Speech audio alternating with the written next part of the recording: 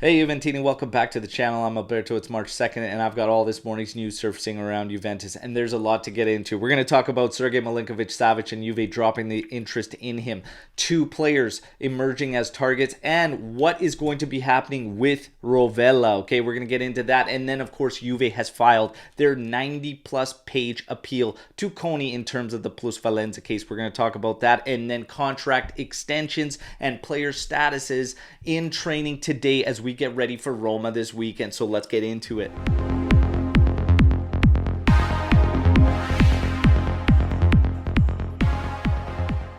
All right, everybody, first and foremost, if you enjoy the content, please drop a like on the video and, of course, subscribe to the channel. Now, let's get into it. So, Juventus has filed their 90-plus page appeal to Coni in terms of the plusvalenza case. The main points that they are going to be arguing and appealing in this document is essentially, number one, the lack of protection for defense, okay? Then you have the simple reasons for the penalty, and then you have them attacking the fact that there is no specific rule that has been broken in existence.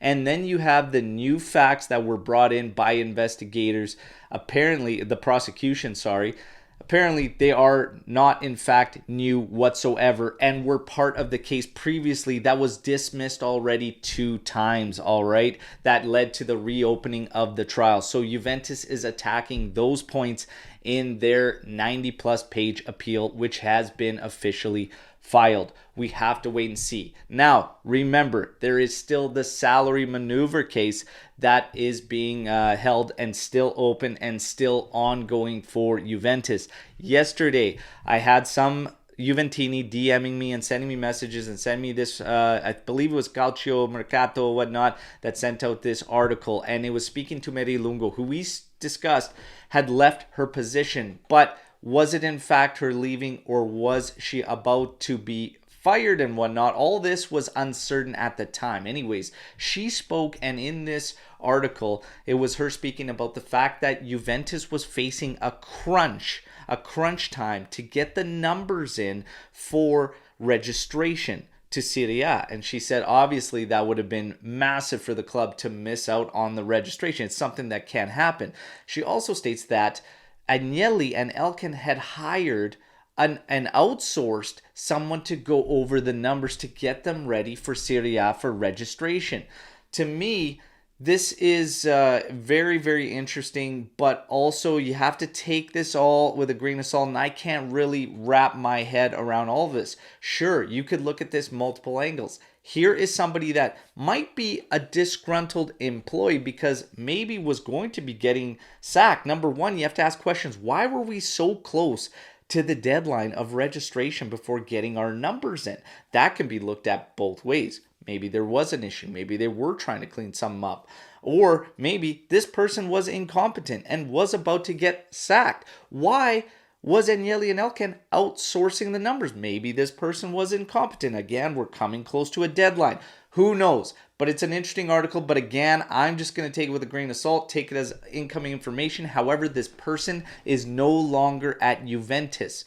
And of course, the article highlights resignation. But you'd have to ask questions. Why Juventus outsourced someone else to do the numbers for them? So again, interesting stuff. Just keep it in mind. Again, we lay it all out for you to play it out, okay? Now, we're going to move on to players and potential Mercado opportunities and everything. Sergej Milinkovic-Savic apparently no longer a target for Juventus, all right? 2 names have emerged as potential targets, and that's Koopmeiners and Hjulmand. We've heard numbers in terms of Koopmeiners, and the value is far too high, if you ask me. The original number coming out at 60 million euros Atalanta would want. Way too high, way overvalued, but they would not be investigated. Now, Rovella, the latest reports say that he could be integrated back into Juventus, whatnot. I believe, and I firmly believe of this, I will die on this hill. It should be changed to he should be integrated into Juventus. I think this season highlighted the fact that in hindsight, we made a mistake by bringing in Paredes and not keeping Rovella around. Let's not do the same thing twice next year. I want Rovella integrated and brought back into Juventus. I want to hear from all of you, Juventini, how you feel about Rovella and should he be integrated next season. Now we are going to get to player statuses in training and whatnot. Miretti is back training, and he had a mix of individual training and partial group training, all right? So he should be in the squad list for Sunday against Roma. Pogba, Kostic, and Cuadrado all trained individually and in the gym, so not on the pitch and separate. This might be another sign and indication that we have changed things in terms of how we are doing everything, because Giovanni Andreni, who's taken over the physical fitness department and overlooking rehabilitation and everything, we have seen some changes, and I can't think of a time before. Now, if you look at Pogba and Cuadrado being two out of these three players, obviously, they're just getting back into the rhythm of things and into the swing, and now they're doing gym training. However, Kostic has been perfectly fine and fit and playing a lot, and yet he is doing gym separate from the group and being on the pitch as well. So maybe, just maybe, we're keeping a closer eye on things and changing and adapting our training regimen due to Giovanni Andreni looking things over. Another thing that we can't overlook that we talked about on the last podcast is that we are about as fit as we have ever been in quite some time right now. And yes, don't worry, everybody, I will knock on wood on that, but we are as fit as we have been in a very, very long time. We need to maintain this going through March and definitely be at our healthiest into April, which is going to be one hell of a month. Again, we talked about it in the podcast. April is an absolute doozy when you look at the schedule, especially should Juve advance against Freiburg in the Europa League, all right? So keep eyes on that. Now we're going to wrap things up on contract extensions. Danilo has extended to 2025. There are some Juventini out there that are frustrated and upset with that.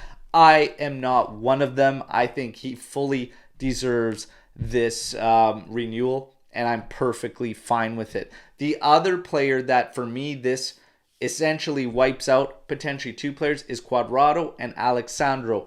Their contract renewals are up, and we've got some interesting news coming from Romeo Agresti today that essentially this Sandro one apparently is not 40 games for the automatic renewal and could potentially be a lot less.